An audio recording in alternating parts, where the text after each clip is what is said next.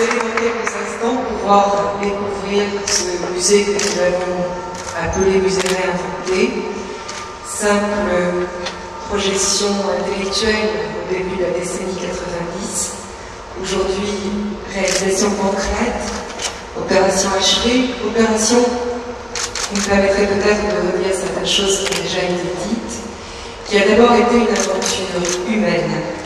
Aventure humaine nourrie, des regards croisés avec deux maîtres d'œuvre, Patrice Canet, architecte en chef des monuments historiques, Fabrice Mazot du cabinet Dubois et associés ici présents.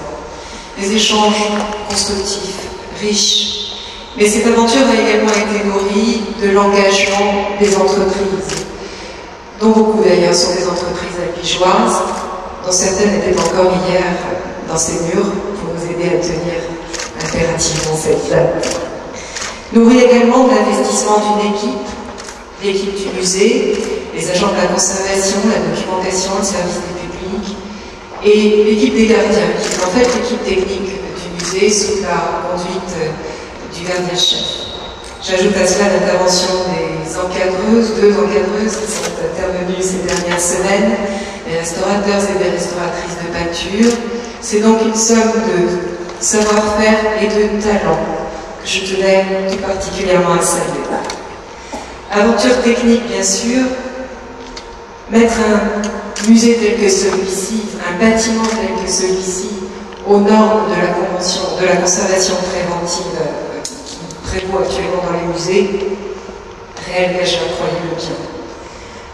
Gagner les mètres carrés dont nous avions besoin pour que ce musée devienne l'outil qui sert à développer la connaissance de la culture, qui médiatise une collection, c'était certes réhabiliter des espaces vacants, c'était gagner des mètres carrés en infrastructure, une opération lourde, complexe, que l'on pourrait probablement aujourd'hui avoir oublié si ce n'était la campagne d'image que l'établissement public, avec l'aide de la région et avec l'aide des laboratoires Pierre Fabre, a confié au photographe artiste Dominique Delpoux. Et nous avons souhaité accompagner évidemment cette réouverture avec une exposition d'une soixantaine de clichés, choisis parmi les centaines d'images que Dominique Delpoux a prises, mois après mois, au fil de chacune des tranches de ce chantier. Vous verrez cette exposition dans la salle d'exposition temporaire, qui pour la première fois accueille ainsi une manifestation de cet ordre. Vous verrez ce travail du photographe qui évoque ce qu'a été le chantier. C'est un petit peu l'envers et l'endroit de ce chantier, c'est-à-dire la pelleteuse de l'ouvrier qui creuse en infrastructure et puis le pinceau du restaurateur en décor mural. C'est finalement, si je devais résumer en quelques mots, le face-à-face entre les hommes et le bâtiment. Je vous invite, lorsque vous aurez achevé le parcours des collections permanentes, à gagner cette salle d'exposition temporaire, et Dominique Delpoux sera dans les locaux pour pouvoir dialoguer avec vous. Enfin, bien évidemment, avant tout, cette opération, c'est une aventure artistique, par définition.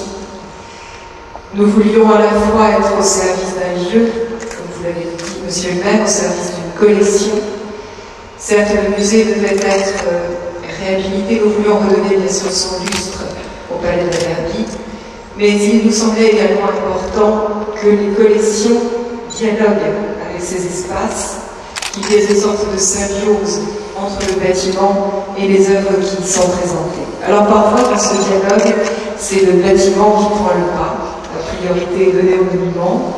C'est le cas, bien sûr, dans cette salle palatiale que vous évoquiez.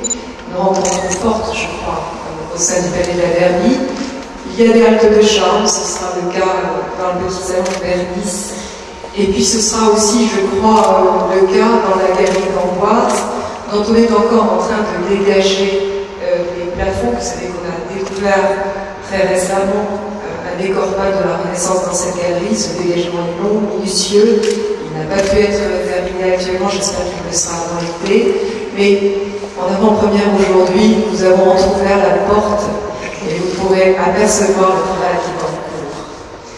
Et bien sûr, le parcours du musée, il est avant tout au service de Toulouse-Lautrec, qui est l'hôte de ce lieu, une collection que vous connaissez tous, une collection que nous avons voulu montrer dans sa singularité, par séquence, à la fois chronologique et thématique. C'est un principe que vous avez déjà compris, puisque vous avez vu les salles qui avaient été terminées en 2007. Un parcours qui permet de découvrir l'évolution du peintre, bien sûr, de découvrir l'adaptation de son écriture plastique au support qu'il utilise, et puis, chose à laquelle je tenais tout particulièrement, qui permet aussi de réviser la place de l'esquisse dans l'œuvre de Toulouse-Lautrec, qui est aussi allusive que l'œuvre achevée, et qui, à mes yeux, l'aide avec laquelle il a exposé, ce sont quelques artistes d'habits, et cette écriture d'un parcours qui, bien sûr, va ensuite se distendre, les liens avec Lautrec vont se distendre quand on approche du début du XXe siècle, a été renforcée grâce au dépôt de 7 œuvres supplémentaires qui nous sont prêtées pendant 2 ans par le musée d'Orsay. Je suis bien sûr tout à fait fière du support du musée d'Orsay et de l'aide du musée d'Orsay. Et puis vous verrez un deuxième sous-ensemble de l'art moderne qui est constitué d'artistes de la figuration, peintres et sculpteurs, qui puisent véritablement leur écriture dans la tradition française, notamment ce groupe que l'on appelle peintres de la réalité poétique autour de Jules Cavaillès. C'est une peinture lumineuse, c'est un art serein. Peut-être ne s'agit-il pas des artistes majeurs du XXe siècle. En revanche, cet ensemble est à la fois représentatif du goût d'une époque et puis surtout d'une page de l'histoire du musée, de la constitution de ses collections. Et il me semblait tout à fait important de lui donner sa juste place, et vous verrez que cela se termine par une salle qui est un clin d'œil à la vie artistique albigeoise, qui, autour de Jules Cavaillès d'ailleurs, a pris forme de façon tout à fait vive et active, et mon prédécesseur, M. Devoisin, en avait témoigné dans certains de ses écrits. Pour ce parcours, et cela vous a été dit, nous avons aussi eu la chance de pouvoir faire quelques acquisitions complémentaires, et je voudrais terminer mon propos en remerciant la Société des Amis du Musée pour son rôle à nos côtés, ô combien actif, soit qu'ils agissent en partenaire financier, la MEDIS a été bien sûr un cofinancement avec la région, avec le département, avec l'État, avec le laboratoire Pierre Fabre.